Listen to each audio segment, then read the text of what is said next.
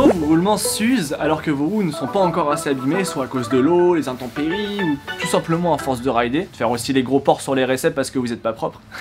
Et donc il faut les changer sans pour autant racheter une nouvelle paire. Donc aujourd'hui je vais vous montrer comment on fait ça. Et tout de suite on voit quel matos vous allez avoir besoin pour ce petit tutoriel. Bon, c'est très simple, aujourd'hui il vous faut juste un tournevis plat assez solide et qui puisse passer à l'intérieur de vos roulements dans vos trous. Et un marteau. Vous l'avez compris, ça va être sportif. Bien sûr, il vous faut aussi vos trous avec vos anciens roulements et des nouveaux roulements. Allez, tout de suite, on passe sur l'établi et je vous montre ça en image. Vous allez voir, c'est extrêmement simple. Donc là, vous mettez votre tournevis à l'intérieur du roulement et vous venez l'appuyer sur la bague intérieure du roulement. Voilà, vous tapotez tranquillement en bas, en haut, à droite, à gauche. Il va sortir sans difficulté, sans problème. Regardez, et voilà. Vous faites pareil pour l'autre côté, normalement vous vous retrouvez avec une roue, deux roulements et l'entretoise. Bon là, c'est une entretoise large parce qu'on est sur une roue très large, mais normalement ça ressemble plutôt à ça. Alors maintenant je vais me rapprocher encore plus de la roue pour vous montrer tout simplement comment remonter ça sans difficulté. Ça ressemble vraiment beaucoup au tutoriel pour le jeu de direction, si vous l'avez pas vu, ça affichera juste ici, à ma gauche. Alors pour remettre ces roulements, il y a deux techniques. Soit on le fait avec l'étau, simplement on met les deux roulements avec l'entretoise, on met entre l'étau et on resserre jusqu'à temps que ça fasse buter. Juste avant de montrer ça, il y avait juste une petite chose que j'ai oublié de vous dire.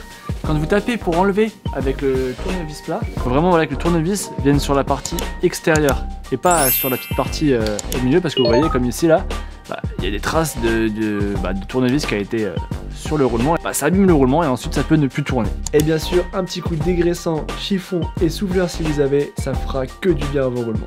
Donc c'est parti, on va remettre le roulement à la manière, disons un peu plus rousse, un peu plus garage. Là, il me faut mon maillet. On va commencer par mettre notre petit roulement à l'intérieur de la roue.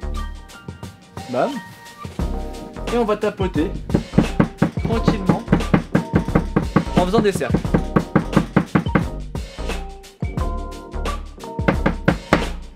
Et voilà, vous voyez, sans forcer, j'ai réussi à le mettre à l'intérieur parfaitement bien. Maintenant, on met l'entretoise et on fait pareil avec l'autre roulement. Là, il faut bien s'assurer que l'entretoise ne se met jamais de travers à l'intérieur, sinon après, ça commence à être compliqué. Donc, on fait tout le temps attention à ce que l'entretoise soit bien comme il faut. Je sais pas si vous voyez bien, et là, elle n'est pas bien mise.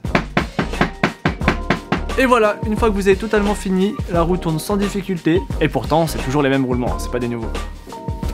Et voilà, maintenant vous savez tout sur les roulements, on arrive à la fin de cette vidéo, à la fin de ce petit tutoriel. Si vous avez aimé ce tutoriel, n'hésitez pas à mettre un pouce en l'air, à commenter aussi ce que vous auriez voulu voir, ou simplement les questions que vous pouvez avoir.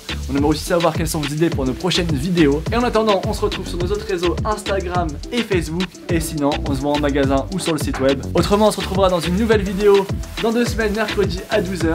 Et en attendant les gars, je vous dis ciao et ridez bien.